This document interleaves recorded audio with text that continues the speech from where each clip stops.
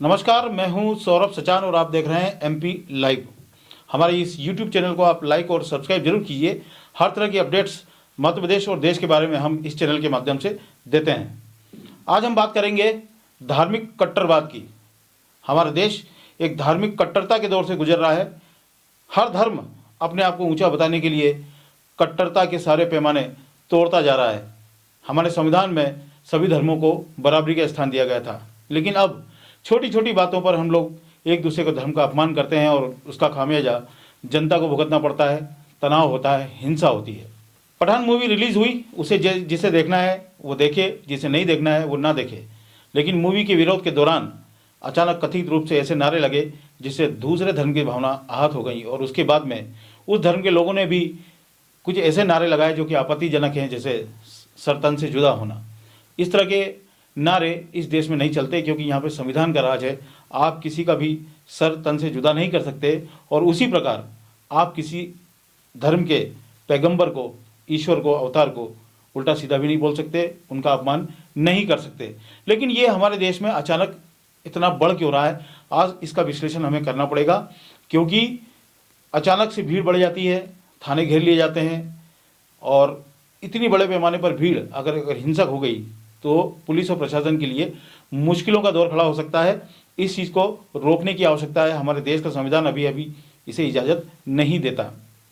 भारत पुराने समय से सनातन धर्मी रहा है। बाद में मध्यकाल में जब अन्य धर्मों के लोगों का यहाँ आगमन हुआ तो धीरे धीरे सनातन धर्म में कई परिवर्तन देखने को मिले और उन्हीं परिवर्तनों में कई तरह की कुप्रथाएं, सती प्रथा और इस तरह की प्रथाएं आई, जिसमें सार ये था कि भारत में जो सनातन धर्म की महिलाएं हैं उनको अन्य धर्म के लोगों से बचाया जा सके, क्योंकि अन्य धर्म के लोग आक्रांता के तौर पर भारत में आए थे, इसे लूटने के लिए आए थे और उसके बाद धीरे धीरे यहाँ पर स्थापित होते गए। धर्म में जो ये परिवर्तन आया उसमें सबसे भारी नुकसान सनातन धर्म को भुगतना पड़ा। ये धर्म चूँकि शुरू से नर्म स्वभाव का रहा है और नम्रतापूर्वक सभी को स्वीकार करता रहा, लेकिन आने वाले अन्य लोगों ने इसको उस तरह से स्वीकार नहीं किया और इसका ह्रास होने लगा, इसको बर्बाद किया जाने लगा। लेकिन अब भारत में फिर से एक बार हिंदू राष्ट्रवाद या हिंदू एकदम जाग उठा है और उसी जागरण में अब ये छोटी छोटी छुटपुट घटनाएं बढ़ती ही जा रही हैं।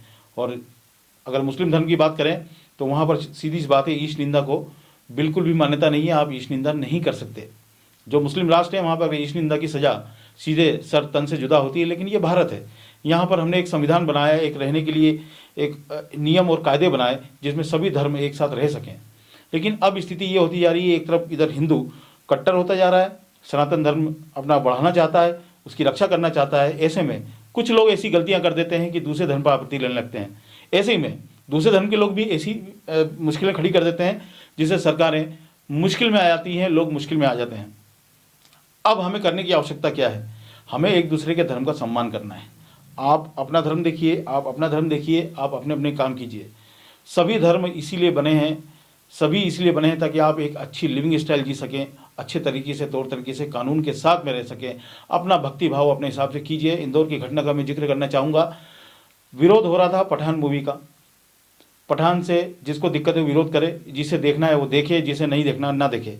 मुस्लिम समुदाय का भी ये कहना है कि हमें पठान से कोई लेना देना नहीं है इस फिल्म से। लेकिन उसकी आड़ में हमारे धर्म के बारे में आपत्तिजनक टिप्पणियां की गई, ऐसा कथित तौर पर टिप्पणियां की गई, जिसका वीडियो वायरल हुआ और उसके बाद में अचानक सोशल मीडिया पे ये मैसेज चले कि नमाज के बाद में इकट्ठे होइए और एसपी ऑफिस या थाने या पुलिस थाने जो भी आसपास वहाँ पर जाकर प्रदर्शन कीजिए और ज्ञापन दीजिए। बड़ी संख्या में जब मुस्लिम मस्जिदों से निकलते हैं तो वो अपनी धार्मिक भावनाओं से ओतप्रोत होते हैं। ऐसे में उनका अनुशासित रहना बहुत बड़ी बात है कि वो अनुशासित रहे और उन्होंने इसका सिर्फ विरोध किया, शांतिपूर्वक विरोध किया। लेकिन आखिर इस तरह की भावनाएं क्यों बढ़ती? एक मामूली सी फिल्म के लिए हम किसी के धर्म पर आंच देने लग जाते हैं, वो लोग हमें सर से तन जुदा करने वाली बात बोलने लग जाते हैं।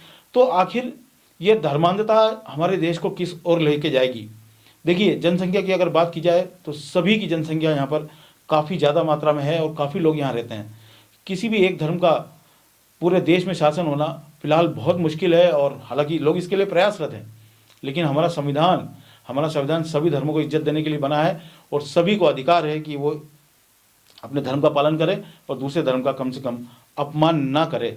हमारी भी यही सभी लोगों से विनती है कि धार्मिकता कीजिए, आपको धर्म, आपका पूरा अधिकार है कि अपने धर्म के बारे में बात करें, उसका प्रचार करें, उसका प्रसार करें, लेकिन दूसरे के धर्म का अपमान करने का प्रयास बिल्कुल ना करें, क्योंकि इससे आज नहीं तो कल आपको और हमारी आने वाली पीढ़ियों को ही भुगतना है। इसलिए सभी धर्मों का सम्मान करें। आपको ये हमारा वीडियो कैसा लगा आप हमें कमेंट के माध्यम से ज़रूर बताइए और लाइक और सब्सक्राइब जरूर कीजिए। धन्यवाद।